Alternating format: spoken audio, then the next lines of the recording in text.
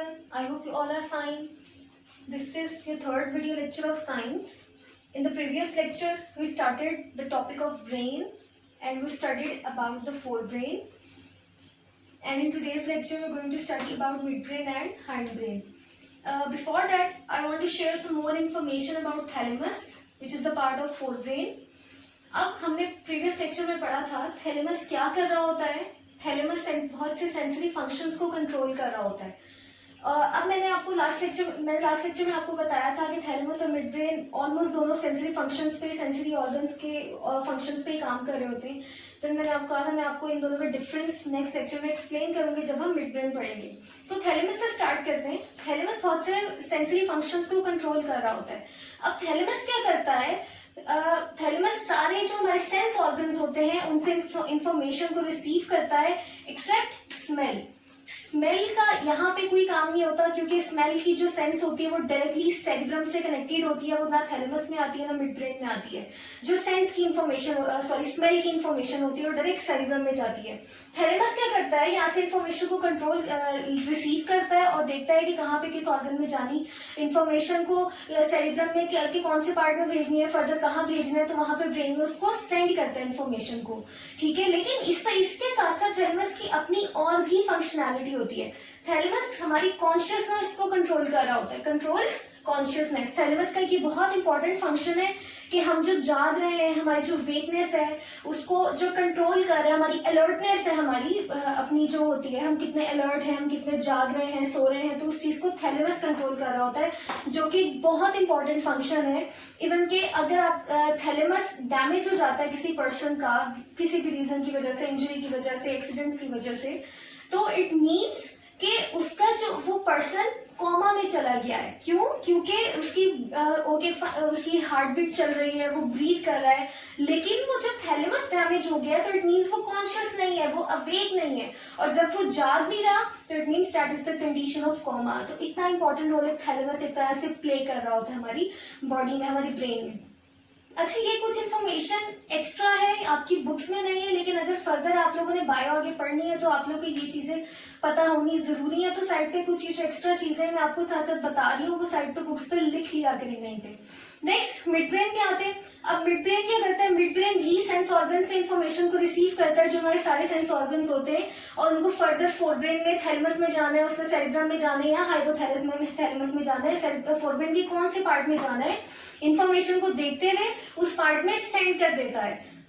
और थोड़ी mid brain जो है थोड़ी सी प्रोसेसिंग करता है और उस इंफॉर्मेशन के अकॉर्डिंगली कि उस इंफॉर्मेशन को जो सेंसेस से आ रही है किस पार्ट में भेजना है फोरब्रेन के, उस पार्ट में सेंड कर देता है. लेकिन इसके साथ साथ मिड ब्रेन जो है कुछ मूवमेंट्स को भी कंट्रोल कर रहा होता है. मिड ब्रेन हमारी विजुअल और ऑडिटरी मूवमेंट्स को कंट्रोल कर रहा होता है. सबसे पहले विजुअल मूवमेंट्स क्या होती हैं, हमारी आई की जो मूवमेंट्स होती हैं, जो आप हमारा जो आई प्यूपिल होता है वो डायलैट करता है, कॉन्ट्रैक्ट करता है, जो कॉन्ट्रैक्शन और रिलैक्सेशन होती है हमारी प्यूपिल की, वो इसको कंट्रोल कर रहा होता है मिड ब्रेन. फिर रेटिना मूव कर रहा होता है, जो मस्कुलर मूवमेंट होती है आइस की जिस तरह की भी विजुअल मूवमेंट होती है वो मिड ब्रेन कंट्रोल कर रहा होता है. इसके साथ साथ ऑडिटरी मीन्स हेयरिंग से रिलेटेड. अब हमारी हेयरिंग से रिलेटेड या हमारे जो ईयर में, हेयरिंग मतलब ईयर की जो ईयर का जो ऑर्गन है जो हमारी हेयरिंग को कंट्रोल कर रहा होता है, तो वहां पे जो एयर में भी हमारे कुछ मसल्स होते हैं, जो ईयर ड्रम होता है जो मूव कर रहा होता है, कंट्रैक्ट कर रहा होता है, तो वो जो मूवमेंट होती है ऑडिटरी हमारे एयर के अंदर, वो भी मिड ब्रेन कंट्रोल कर रहा होता है, जो कि इस तरह से मिड ब्रेन फोकस कर रहा होता है छोटी छोटी सी मूवमेंट्स पे, जो कि एक इंपॉर्टेंट रोल प्ले कर रही होती है इस इंफॉर्मेशन को रिसीव करने के अलावा. इसका ये एक इंपॉर्टेंट टास्क है. नेक्स्ट, यहाँ पे मिड ब्रेन कंप्लीट हो गया. अच्छा, मिड ब्रेन होता कहाँ पे, यहाँ पे देखिए मिड ब्रेन बिल्कुल थैलेमस के बिल्कुल नीचे होता है, साइड पे यहाँ पे. नेक्स्ट सेरिबेलम, मिड ब्रेन तक यहाँ पे कंप्लीट हो गया. नेक्स्ट हमारा हाइंड ब्रेन स्टार्ट करना है हमने. हाइंड ब्रेन 3 पार्ट्स पे कंसिस्ट कर रहा होता है, cerebellum, pons and medulla oblongata. Cerebellum पे देखते हैं. सबसे पहले सेरिबेलम जो होता है सेरिबेलम के बिल्कुल पिछली साइड पे, सेरिब्रम के नीचे होता है बिल्कुल सेरिबेलम. और सेरिबेलम का काम क्या होता है, इसने बॉडी बैलेंस को मेंटेन करना होता है और बॉडी की जो मूवमेंट्स होती हैं उनको कंट्रोल करना होता है। तो ये एक इम्पॉर्टेंट काम होता है सेरिबेलम। अच्छा, ये हाइंड ब्रेन के बाद जो स्टार्ट होती है वो स्पाइनल कॉर्ड स्टार्ट हो जाती है, और यहाँ पे मोस्टली जो लास्ट का ये हाइंड ब्रेन का पार्ट है हमारी बॉडी की जो मूवमेंट्स होती है उनको बहुत हद तक कंट्रोल कर रहा होता है। हमारा बॉडी का बैलेंस, हमारी जो बॉडी की मूवमेंट्स हैं, जैसे हाथ पांव हम मूव कर रहे हैं, जो मेरा हाथ मूव हो रहा है, ये मूवमेंट्स को बेसिकली सेरिबेलम कंट्रोल कर रहा होता है पीछे से, कि मैंने अगर हाथ मूव करना है तो किस स्पीड पे मूव करना है, किस डायरेक्शन में मूव करना है, ये सारी इंफॉर्मेशन सेरिबेलम प्रोसेस करके फर्दर मोटर न्यूरॉन्स को सेंड करता है, और मोटर न्यूरॉन्स आगे फर्दर जिन पार्ट्स को मूव करना होता है, जिन मसल्स तक जानी होती है, मूवमेंट जानी होती है, वहां तक इंफॉर्मेशन को सेंड कर देते हैं मोटर न्यूरॉन्स। देन नेक्स्ट आते हैं पॉन्स। पॉन्स एक ओवल लाइक स्ट्रक्चर होते हैं इस तरह से, यहाँ पे सेरिबेलम मिड ब्रेन के नीचे होते हैं। पॉन्स का क्या काम होता है, पॉन्स हमारी स्लीपिंग को कंट्रोल कर रहे होते हैं, स्वेलोइंग, जो हम खाना स्वेलो करते हैं उस मूवमेंट को कंट्रोल कर रहे होते हैं, हमारी बॉडी की इक्विलिब्रियम बैलेंस को कंट्रोल कर रहे होते हैं एक तरह से, और टेस्ट को भी कुछ हद तक कंट्रोल कर रहे होते हैं, टेस्ट की जो हमारी सेंस ऑफ टेस्ट है उसको कंट्रोल कर रहे होते हैं pons. Next medulla oblongata. Medulla oblongata pons के बिल्कुल नीचे होते हैं, जो फर्दर आगे जाके स्पाइनल कॉर्ड से कनेक्ट हो रहा होता है। ये हमारा ब्रेन का पार्ट। मेडुला ऑब्लोंगेटा वो पार्ट होता है जो डायरेक्टली स्पाइनल कॉर्ड से कनेक्टेड होता है। मेडुला ऑब्लोंगेटा ने क्या करना होता है, हमारी बॉडी के जो इनवॉलेंट्री एक्शंस हैं उनको कंट्रोल करना होता है। जिनको इनवॉलेंट्री एक्शंस क्या होते हैं, जो हम अपनी मर्जी से नहीं करते, जो खुद ब खुद हो रहे होते हैं। तो इनवॉलेंट्री एक्शंस में आ जाते हैं ब्रीदिंग, सांस। हम सांस को कंट्रोल नहीं कर सकते, जो ब्रीथ हमने करना है वो करना है। तो ब्रीदिंग को कौन पीछे से कंट्रोल कर रहा है, मेडुला ऑब्लोंगेटा। इसी तरह हार्ट बीट, हार्ट बीट को हम किसी भी तरह से कंट्रोल नहीं कर रहे, सिर्फ हमारा ब्रेन पीछे से कंट्रोल कर रहा है। और ब्रेन का कौन सा पार्ट, मेडुला ऑब्लोंगेटा। और इसी तरह डाइजेशन को, खाना हमारी मर्जी से हमसे पूछ के डाइजेस्ट नहीं होता, हम खाने को डाइजेस्ट करना चाह रहे हैं या नहीं करना चाह रहे। हमने खाना खाया तो उसने अंदर जाके डाइजेस्ट होना है, पूरा डाइजेस्टिव सिस्टम ने वर्क करना है, और जो डाइजेशन को कंट्रोल कर रहा होता है वो मेडुला ऑब्लोंगेटा होता है। तो इनवॉलेंट्री एक्शंस को एक तरह से ये पार्ट कंट्रोल कर रहा होता है। और इस पार्ट का इतना इंपॉर्टेंट रोल है कि अगर हमारी पूरी बॉडी स्लीप कर रही है, हम लोग सो रहे हैं, तो पूरा ब्रेन भी हमारा सो रहा है। सिर्फ ब्रेन का एक पार्ट है जो हमेशा जाग रहा होता है, क्योंकि उसने इतने इंपॉर्टेंट एक्शंस को कंट्रोल करना होता है हमारी बॉडी में, वो मेडुला ऑब्लोंगेटा होता है। जो ये पार्ट जो कभी स्लीप नहीं करता, हमेशा जागता रहता है। ये था खैर आपका पूरा ब्रेन। एक दफा अगेन डायग्राम को देख लेते ब्रेन की। जो सबसे ऊपर टॉप मोस्ट पार्ट होता है वो सेरिब्रम होता है। सेरिब्रम के नीचे थैलेमस, और थैलेमस के बिल्कुल नीचे छोटा सा पार्ट ये हाइपोथैलेमस। जो ये तीन पार्ट मिलके फोर ब्रेन बना रहे होते हैं। देन सेरिब्रम के नीचे mid brain, then mid brain के नीचे आ जाते हैं ये ओवल लाइक स्ट्रक्चर पॉन्स, और फिर सेरिब्रम के बिल्कुल नीचे बैक साइड पे होते हैं सेरिबेलम, जो ये पार्ट है, ये वाला स्ट्रक्चर। फिर इसी तरह से पॉन्स के नीचे जो फर्दर जो एक्सपैंड हो रहा होता है पार्ट, वो मेडुला ऑब्लोंगेटा होता है, जो फर्दर आगे जाके स्पाइनल कॉर्ड से कनेक्ट कर रहा होता है, और इस तरह से हमारा स्पाइनल कॉर्ड से कनेक्ट कर रहा होता है, और इस तरह से हमारा स्पाइनल कॉर्ड फर्दर बाकी हमारी बॉडी से कनेक्टेड होती है। खैर ये पूरा हमारा ब्रेन का टॉपिक आज कंप्लीट हो गया। उसके अलावा एक इंटरेस्टिंग इन्फॉर्मेशन है पेज नंबर 5 के लास्ट में। ब्रेन का वेट हमारा जो होता है ऑलमोस्ट अराउंड 1.5 kg होता है, और जो नंबर ऑफ न्यूरॉन्स कि हमारे जो ब्रेन में कितने न्यूरॉन्स होते हैं वो ऑलमोस्ट 1 ट्रिलियन न्यूरॉन्स होते हैं, जो कि सिर्फ और सिर्फ हमारे ब्रेन में होते हैं, और बाकी स्पाइनल कॉर्ड में और पूरी बॉडी में जो स्प्रेड होते हैं वो तो अलग है। सिर्फ ब्रेन में हमारे इतने न्यूरॉन्स होते हैं। Let's start the next topic. This is a very small topic on page number 6, spinal cord.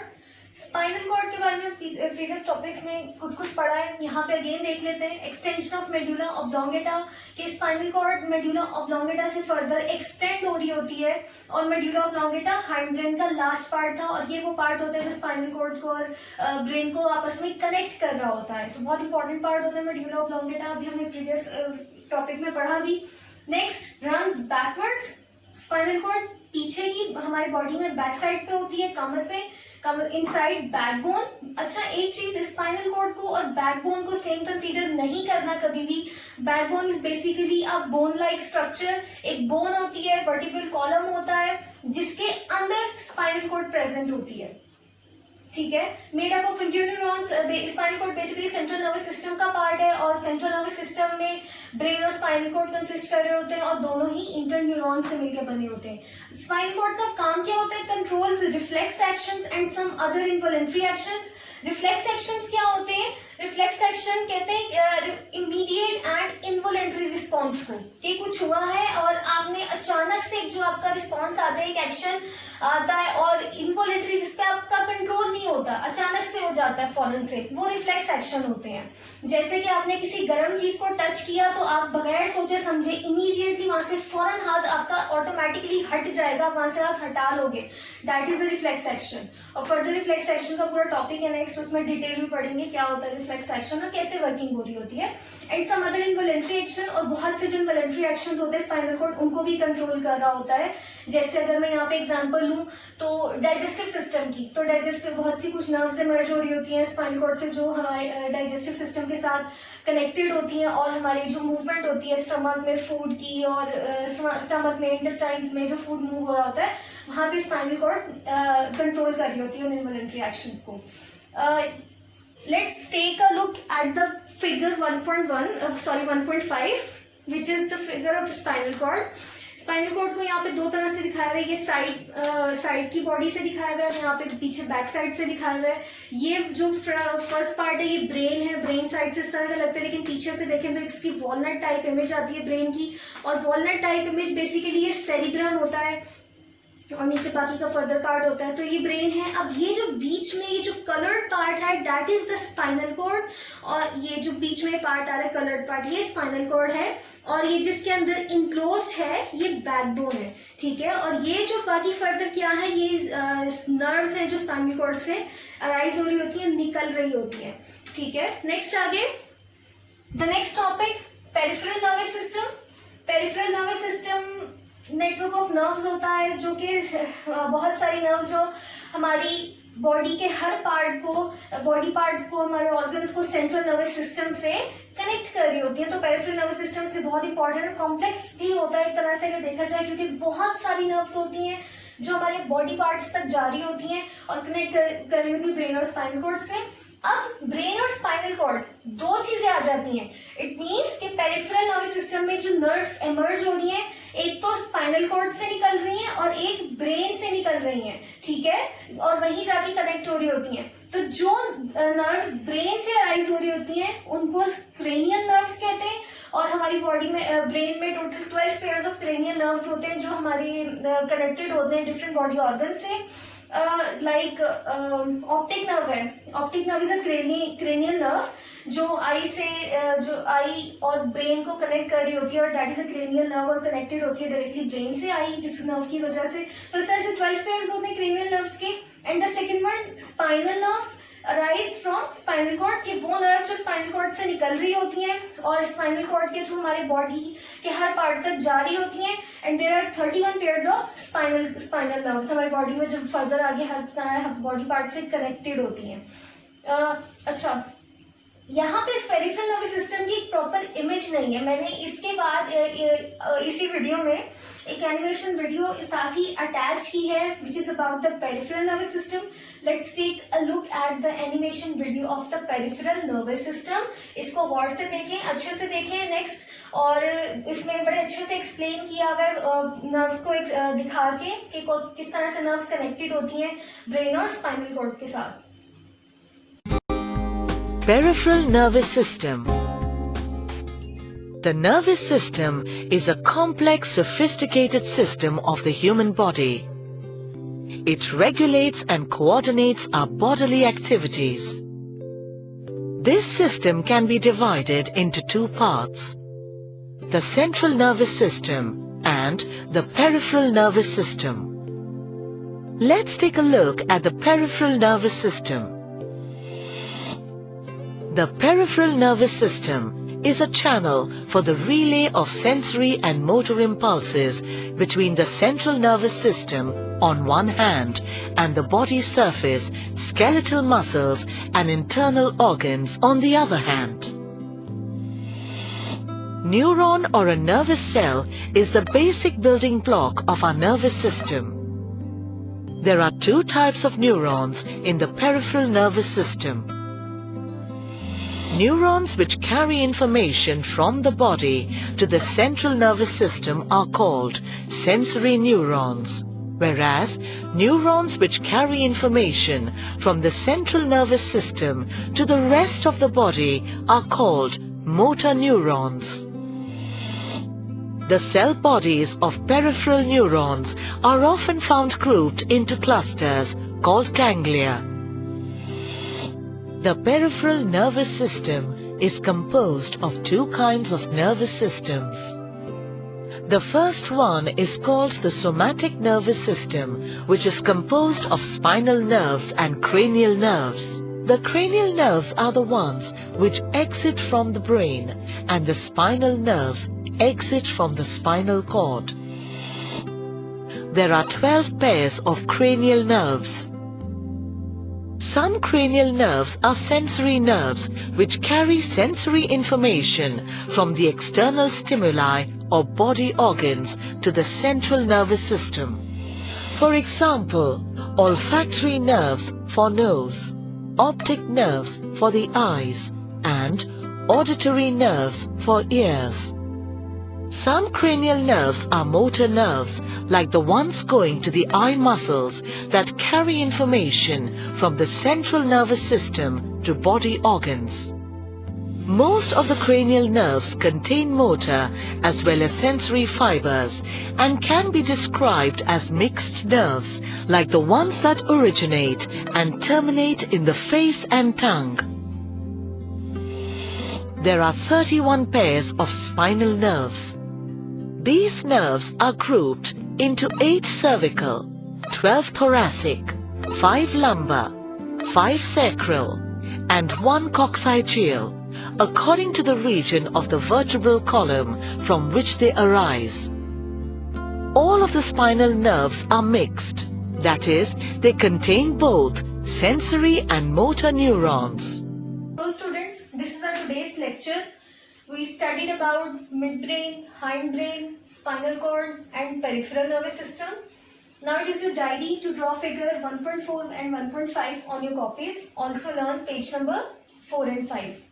अच्छा, मैंने अब लेक्चर 1 के बाद जो बुक पार्ट था, बुक रीडिंग थी, उसको स्किप कर दिया है क्योंकि usually I explain every point written on the book here on the board, so it is needless to read the book and increase the video duration. You can read it yourself. If you find any difficulty or any issue, you can ask me in your WhatsApp groups. So that's all for now. Allah Hafiz.